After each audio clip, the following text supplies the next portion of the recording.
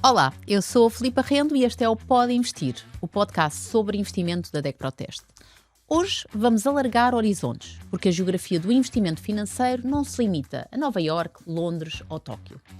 Falamos dos chamados mercados emergentes, países em desenvolvimento ou que já galgaram esse patamar, mas ainda lutam por uma economia mais resiliente. Quais são? Valem o investimento? E se sim, que produtos e com que nível de risco? Há vida financeira para além das grandes praças mundiais.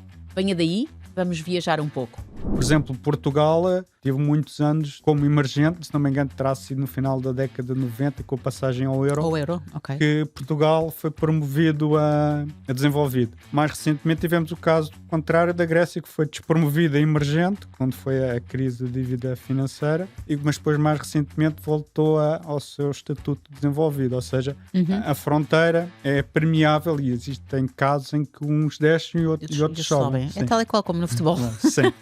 Os mercados emergentes são economias que estão ainda a recuperar e estão com taxas de crescimento económico muito mais elevadas. Enquanto aqui na Europa mal se consegue crescer 1 ou 2% do PIB por ano. Nos Estados Unidos um pouco mais, mas nós temos economias como a Índia a crescer 5%, a Indonésia 5%, a China também 4% e 5%, embora às vezes se questione os valores, mas são superiores aos do Ocidente. E há outras economias, até como o Vietnã, se calhar a crescer 7%. Ou seja, isso propicia que as empresas que atuam nesses mercados consigam crescer os seus lucros de forma muito mais rápida.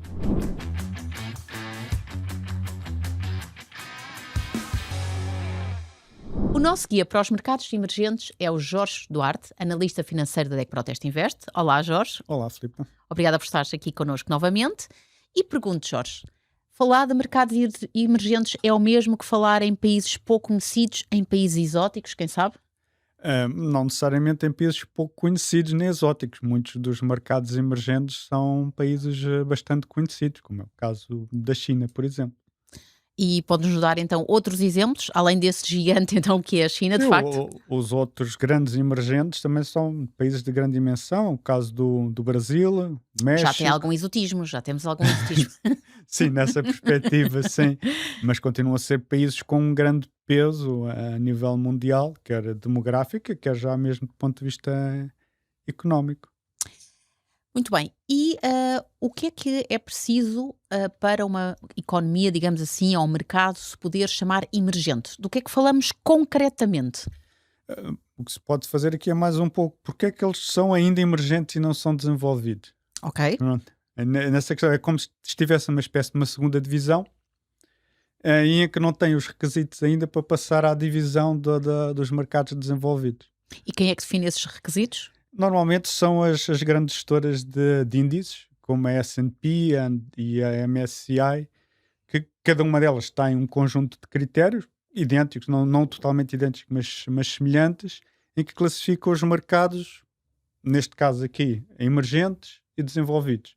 Normalmente os emergentes são caracterizados por bolsas de menor dimensão face ao tamanho da economia, em que há pouca liquidez, ou seja, não existe um número muito grande de transações nesses mercados. As normas de supervisão e de regulação e de corporate governance também não estão tão bem instituídas e definidas como é de prática nos emergentes, nos desenvolvidos, sim. Às vezes também está relacionado com questões cambiais. Portanto, é um leque de vários critérios que faz com que esses países não possam passar à primeira divisão. Não quer dizer que um dia não passem. Por exemplo, Portugal teve muitos anos como emergente, se não me engano terá sido no final da década de 90 com a passagem ao euro, ok. que Portugal foi promovido a desenvolvido. Mais recentemente tivemos o caso contrário da Grécia, que foi despromovida a emergente, quando foi a crise de dívida financeira, mas depois mais recentemente voltou ao seu estatuto de desenvolvido, ou seja, a fronteira é permeável e existem casos em que uns descem e outros sobem. É tal e qual como no futebol. Sim. Muito bem. Tocaste em dois pontos que me parece que devemos explorar. Um tem a ver precisamente com, por exemplo, a China, dizias, e queria que me explicasses como é que é possível que uma economia tão grande, com o peso que tem e com o volume de transações que tem, pode então ser considerada um mercado emergente. Sim. A China é a segunda maior economia do mundo, já mais ou menos com a dimensão da União Europeia e um pouco ainda menos que os Estados Uhum. Unidos, e que já tem muitas, milhares de empresas cotadas. Mas depois tem alguns outros inconvenientes. Primeiro, a moeda chinesa, o yuan, não é livremente convertível. Ou seja, não se pode transacionar no mercado como outras moedas. E isso é uma limitação. O Ok. mercado desenvolvido tem que ser um mercado líquido em que é fácil comprar e vender a própria moeda além das ações. A China, pelo seu mecanismo cambial, não cumpre essa regra. Depois também, muitas das empresas chinesas também têm menos critérios de governance, estão menos instituídos e não seguem tantas regras internacionais. Embora cada vez Sim. se aproximem mais. E isso também é um fator limitativo. Portanto, há aqui uma questão política, no caso da China, que tem algum peso também. Sim, da própria política cambial definida pelo país. Muito bem. E depois, o outro tópico que eu queria que voltássemos a explorar é precisamente a questão de quem é que define, e aquilo que tu me dizias era que havia alguma permeabilidade, mas também que os critérios não são totalmente uniformes. Ou seja, isso significa que um mesmo país pode ser considerado simultaneamente, ou um mercado, um Sim. país simultaneamente emergente e desenvolvido, por exemplo? Sim, por exemplo, o caso mais comum é a Coreia do Sul, que para algumas gestoras de índices está como mercado emergente e para outras como desenvolvido. Isto também tem a ver com a questão da conversão cambial, neste caso do won, que é a moeda sul-coreana, Uhum. e também com as regras do corporate governance das empresas. Portanto, aí algumas das agências não são exatamente coincidentes nessa avaliação. Mas é um caso se calhar um pouco mais raro. E já agora acrescentar que embora sendo uma economia emergente, tenha as suas vantagens, pronto, porque tem um potencial de crescimento mais elevado, significa que muitos fundos e muitos ETFs não podem investir nos emergentes porque estão, pela sua política de investimento, limitados aos mercados desenvolvidos. Mas a Portanto, sua política de investimento tem a ver com o quê? Questões de risco? sim, Ou... com questão de gestão de risco, em que tem por cumprir determinados critérios e só investem nos mercados desenvolvidos, porque são aqueles que existe muito mais segurança, quer na fiabilidade das contas das empresas, quer na facilidade de comprar e vender a qualquer momento. Por isso é que os mercados mais líquidos estão nos Estados Unidos, Uhum. a maior parte das bolsas da Europa Ocidental, e na Ásia o Japão e em certos casos a Coreia do Sul. Esses são aqueles mercados em que dão mais segurança Hum, a quem De investe. alguma forma, porque são mais previsíveis, de alguma forma também? Ou não? Tem a ver com questões das instituições e das economias que estão por trás Traz. dos mercados. É isso que lhes dá uma solidez e uma segurança acrescida e que lhes dá esse estatuto desenvolvido. Então podemos dizer, se calhar de uma forma simplista, que os mercados, ou apostar em mercados emergentes, acarreta mais risco do que em mercados desenvolvidos. Sim, sim, Certo? sim. Então, o que é que me pode levar, ou que mais-valia que tem a aposta no mercado emergente face a um desenvolvido, a um produto que está no Sim, mercado? sim. Porque há casos em que esse risco pode ser compensado por uma rentabilidade do investimento maior. Os mercados emergentes são economias que estão ainda a recuperar e estão com taxas de crescimento económico muito mais elevadas. Enquanto aqui na Europa mal se consegue crescer 1 ou 2% do PIB por ano, Uhum. 2% já. Nos Estados Unidos um pouco mais, mas nós temos economias como a Índia a crescer 5%, a Indonésia 5%, a China também 4 e 5, embora às vezes que se questione os valores, mas são superiores aos do Ocidente, e há outras economias, até como o Vietnã, se calhar a crescer 7%. Ou seja, isso propicia que as empresas que atuam nesses mercados consigam crescer os seus lucros de forma muito mais rápida. E isso será um Uhum. benefício para os investidores. Mas claro que isso não está garantido, essas empresas são menos sólidas, às vezes menos transparentes, e não significa que o investimento no emergente seja Recompensado. recompensado. Sim, mas existe uma perspectiva de crescimento Então, superior. e se eu quiser investir num emergente e sabendo à partida que vou correr mais riscos, há produtos que à partida me oferecem mais garantias do que outros? Como é que eu posso fazer a seleção do ativo em que vou investir? Sim, há duas formas. Eu investir diretamente comprando ações desses países, Uhum. mas aí nem sempre é fácil comprar ações diretamente nas bolsas desses mercados. Aqui há uns anos, até os anos, como eu digo, há 2 décadas era impossível. Uhum. Hoje em dia já será possível através de alguns intermediários. E algumas dessas empresas até estão cotadas em bolsas como Nova Iorque, o que facilita o acesso. Acesso. Mas não deixa de ser um investimento numa empresa de um país emergente do qual nós temos muito menos conhecimento, muito menos informação financeira que é divulgada. Portanto, se a pessoa quiser incluir os emergentes na sua carteira, deve fazê-lo através de fundos ou de ETFs.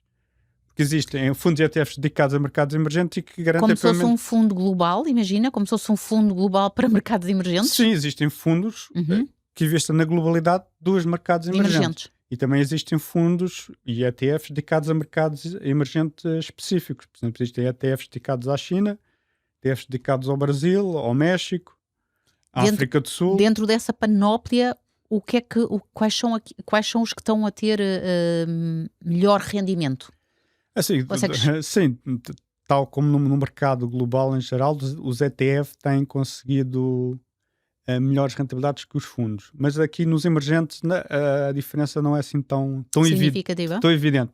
Porque os emergentes, pelas suas próprias ineficiências, permitem que uma gestão ativa às vezes consiga tirar mais valor. Ok. E consegues quantificar-me de alguma forma? Estamos a falar de rentabilidades na casa do quê? Varia muito porque os mercados emergentes têm tido performances muito variáveis. A Proteste Invest tem recomendado produtos de mercados emergentes? Sim.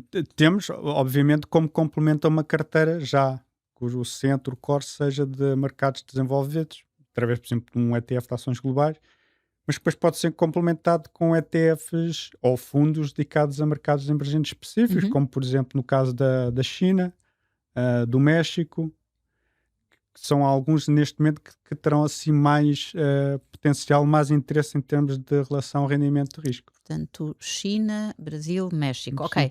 E dirias que... E Polónia também, porque aqui perto, Polónia, país da União Europeia, mas um mercado emergente, mas já daqueles já mais perto dos desenvolvidos. Dos desenvolvidos.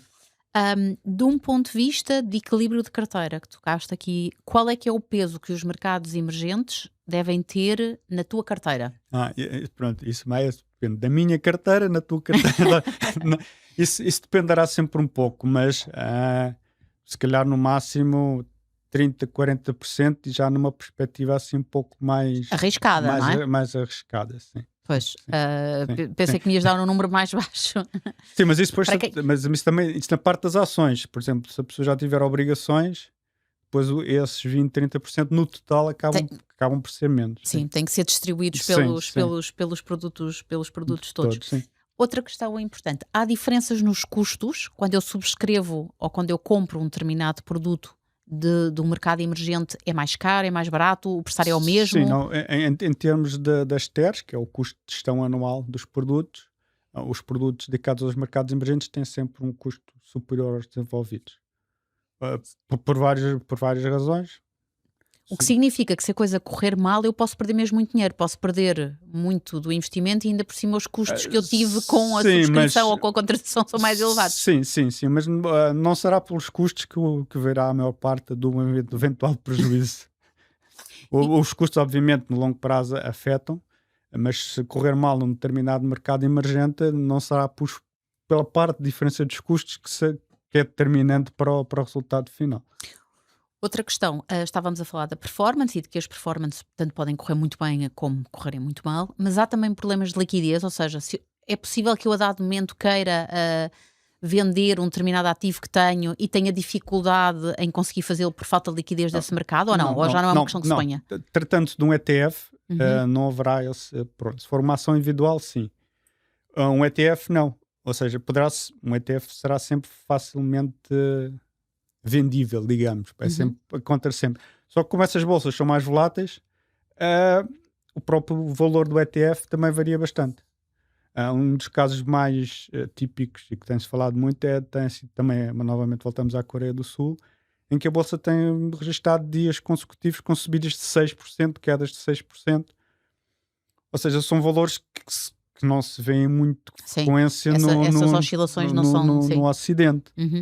Ou seja, há esse risco acrescido, ou seja, é sempre possível vender e comprar, mas de um dia para o outro, às vezes mesmo durante a própria sessão, os preços oscilam Isso consideravelmente. significa que eu tenho que acompanhar mais de perto esses ativos que estão ligados a economias emergentes? Sim, sobretudo se for de um mercado específico. Aí é preciso ter mais cuidado, não é a mesma coisa que ter um ETF global, em que a pessoa pode estar descansada.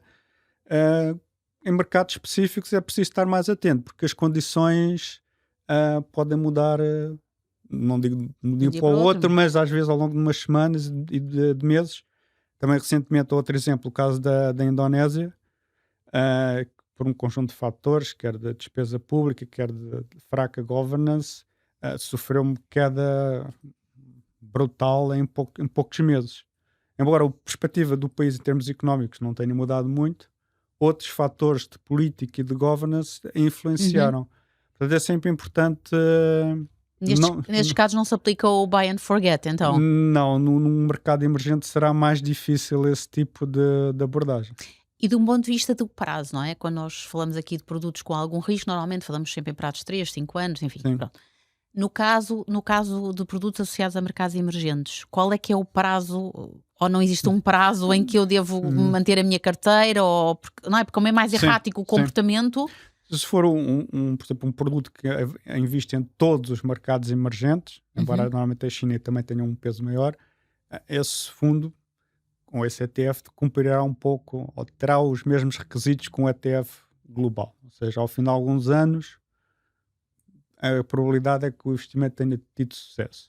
Se estamos a falar de mercados emergentes específicos, o longo prazo obviamente ajuda, mas já não é tanto uma garantia que recuperará se houver alguma perda, não é? Pelo caminho, certo. No mercado global isso é quase certo a 100%, no mercado emergente pode não ser. Há mercados emergentes que podem atravessar anos e décadas sem voltar aos máximos. Quer dizer, alguns desenvolvidos como o Japão também aconteceu isso, mas é muito mais raro. Nos mercados emergentes é possível atravessarem décadas com perdas consecutivas. Portanto, tem que fazer um acompanhamento mais próximo. Investir pouco em cada um. Investir pouco em cada um e não pensar neste tipo de investimento necessariamente como investimento a longo prazo. Estamos a falar de uma coisa mais, se calhar, curto ou médio prazo, não é? Não, deve pensar como longo prazo. Só que não pode esquecer. Pronto, tem que ver se as condições e os motivos que levaram a investir num dado momento a longo prazo se não se alteraram. Porque as condições podem ter sido diferentes e se calhar mesmo a longo prazo é capaz de já não ser interessante e mais vale resgatar e investir noutra região ou noutro setor. Setor, precisamente a pergunta que te ia fazer a seguir. Há algum setor que tenha mais preponderância, que esteja ligado a um mercado emergente? Ou seja, se eu quero apostar muito num determinado setor, há algum que esteja especificamente ligado a mercados emergentes ou não acontece? É possível não. Há mercados emergentes, mas mais uma vez cada mercado terá o seu. Por exemplo, voltando, a Coreia do Sul está agora com uma elevada exposição às duas grandes empresas de semicondutores, que já representam mais de metade do mercado em duas empresas, portanto está altamente dependente do desempenho dessas duas empresas e desses dois setores. Nós vamos, por exemplo, para a África do Sul, onde estão cotadas muitas empresas mineiras. Embora não sejam o maior, a bolsa tem muitas empresas mineiras, quer de ouro, quer de platina. Portanto, é uma bolsa que acaba por estar um pouco mais sensível à evolução desses metais. No caso do Brasil, também temos as matérias-primas, as matérias agrícolas. Mas, por exemplo, se vamos para países como a Indonésia, que apesar de também de ser um país rico em matérias-primas, já a maior parte da bolsa está dedicada ao setor financeiro local. Portanto, a panóplia também é muito grande. Exato. Não se pode dizer que existe um setor predominante de todos os emergentes. Cada emergente tem a sua própria especificidade. Muito bem. E agora vamos aqui, se calhar, complexificar um pouco a nossa conversa e vais-nos explicar o que é que são os mercados de fronteira. Bem, sim. Pronto, há pouco eu falei que os desenvolvidos e os emergentes seriam as duas primeiras divisões. Os mercados de fronteira são, digamos, a terceira divisão.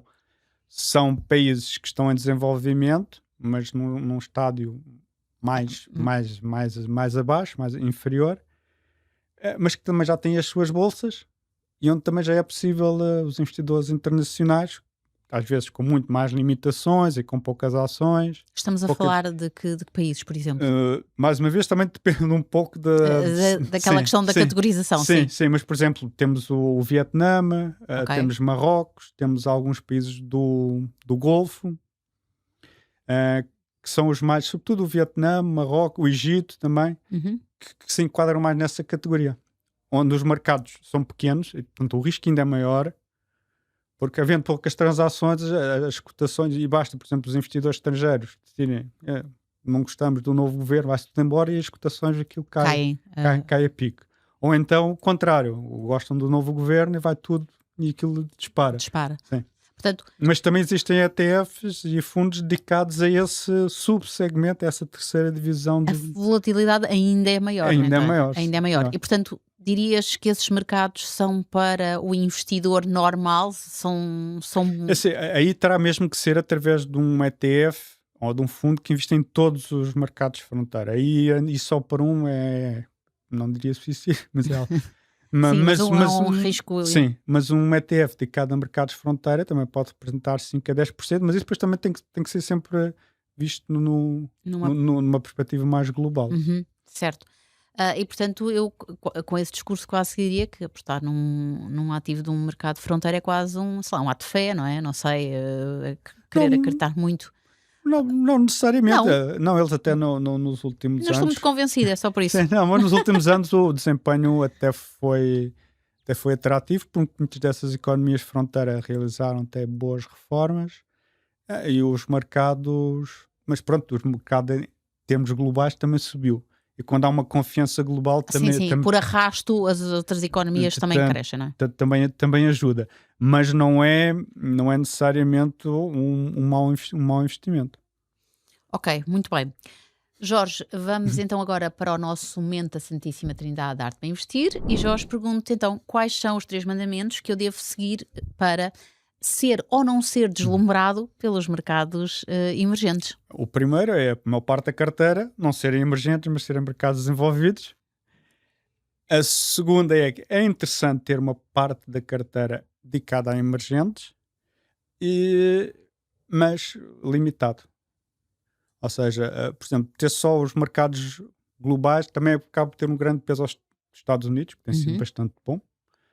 Isto não está em causa, mas não reflete bem a economia global. Nós temos, como falámos há pouco, o caso da China, que está fora dos grandes índices desenvolvidos, e que se a pessoa quer uma exposição à economia, mesmo à economia global, é incontornável que tenha alguma exposição ao mercado acionista chinês, que diz da China, também diz da Índia, da América Latina, e assim consegue ter uma carteira mais representativa do globo. Muito bem. E o terceiro?